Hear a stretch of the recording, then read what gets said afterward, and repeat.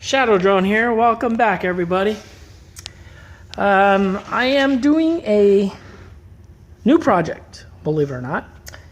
I'm going to tell you a little bit about it, and then let me know what you think. So anyway, you guys all know the F550 here, okay? And in previous reviews, with the AO Sema drones, I showed you guys this monitor that came with their version of the camera drone, and which is basically just something thrown in. Now I've had this thing for quite a while now, and it works quite well. It's okay, you know. I mean, the monitor worked, everything, but it's kind of small and it's hard to read and so on and so forth. Okay. So as you all know from the previous one of the videos where I was introducing the way my camera system's set up on this drone, I basically have a high HD camera, a 1000 TVL CCD here camera for piloting, and then I ordered another one which is going to be facing downward for landing. Okay, so when you're flying without actually seeing the drone, you can fly around and land it as well, so you know where you're landing. But anyway, so I thought to myself, well, I'm going to have to buy another one of these. So I have one for the forward viewing camera and one for the back one. Well, a while back, I had purchased a TS-83-2, 832, 5.8G, 32 channel video transmitter, which is what you see here. And this is the one that's currently installed in this unit right here. Okay. Now it has I believe it has a 4-kilometer range. According to their specs, obviously I've never gone that far, but it gives really good video. And then I bought one of these puppies, which is the matching receiver to this unit, okay, which gives you that distance at a very reasonable price. This was like 20 bucks, and this was about the same. So anyway, so I've had these two already. Well, then I came up with a brilliant idea, is I'm going to build myself a control center or a ground station, okay? And since I use the DJI NASA series, I decided I'm going to try something. So I purchased a DJI LK24BT Bluetooth ground station transmitter module. Now the problem is DJI stopped supporting this a couple years ago for PC, so it doesn't work. So the only thing, I heard a rumor that somebody told me that it still works on the iPad first generation. So thanks to my friend John, he gave me his old first generation iPad mini or iPad, okay, which still has the older version of the iOS on it, and which this unit works quite well. He's kind of like me, he takes care of his stuff, so this is practically new. And I loaded the software and I hooked everything up, and it bloody worked. I couldn't believe it. It pulled up Google Maps and Google Earth, and it synced, and I now have a ground station, functional ground station.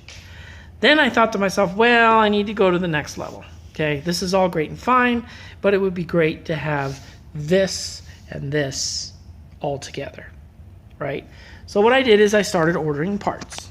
Thanks to Amazon and eBay, I ordered 2 of these. These are 7-inch HD monitors, and it took about 3 days to get these from eBay. They're from China, obviously, but they have a US-based California vendor. They're very nice monitors. I already tested them out. Beautiful picture, and they're 7-inch, and they have 2 channels in them, so you can do video 1 and video 2. Okay, and these babies come with the mounting frames, so they can snap right in. And I ordered 1 more of these, so I have 2 of these now. And I ordered another one of these. This is actually the one I ordered. The other one's on the drone, okay? For my other drone, for my Black Widow, okay? So now here's what I got. I've got all the receivers, and I got screens. These are circuit blocks, okay, to do all the wiring. Okay, and these are, I don't know if you could see that, but these are Pilot aircraft switches. They have the red covers on them that you have to flip up before you can hit the switch. And they have a little red LED in them. And then I'm still waiting for 2 voltage meter dials, which give you the voltage, the milliamps, and the power. And they're in a little tiny little display like this. And they're going to be mounted from the battery pack to each monitor. This way you can see what the power consumption is per monitor and so on and so forth. And all this stuff is going to be mounted into this Pelican case that I have. Okay, this baby is heavy duty. I was storing my radio in here.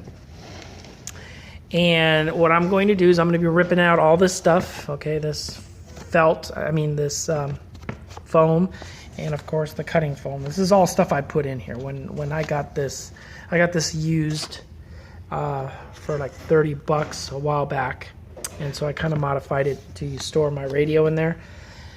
But what I'm going to do is I'm going to modify this into a ground station. Okay, so I'm going to have 2 monitors up here. I'm going to have these units built in. They're going to be behind the cover, and I'm going to drill 3 holes, 1 for the display and 1 for each of the buttons. So all you will see on the display on the panel is the 1/4 inch plywood that I'm going to use. It's a very small, thin plywood. It's less than a 1/4 inch, and it's more like for like decorative stuff. And the monitors are going to be mounted into that, and then these will be mounted into it on the inside. Okay, and then the dials will be placed on here as well. So basically you'll have a complete control panel here, and then the iPad will sit in here at an angle. So all this is going to be built out. So I'll have the thing, and I'll have a Bluetooth keyboard at the bottom right here. So that will give me full access to the system. Okay, and then I'll drill some holes here and put some SNA extension wires, which I also ordered, that will plug into this and then run it up inside to the end, and then you just screw the antennas right here on the outside for that. And that'll basically allow me to have a portable ground station in a Pelican heavy duty case. So you see these things on the internet, and they're very expensive. They run anywhere between, a really good one, anywhere between $4,000 to $5,000 and more. I'm gonna build one for shits and giggles and see how it turns out. I mean, it's pretty simple. You know, you have all the hardware, and it's just a matter of getting it all in there, doing all the woodworking.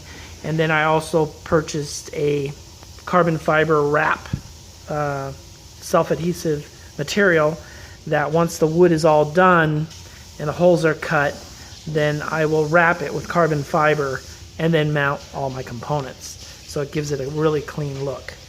So yeah. So let me know what you think about my idea. I'm pretty sure it'll work. I have no doubt in the world. And I'm excited to get started this weekend. All right, guys. Talk to you later. Thanks for watching. Fly safe.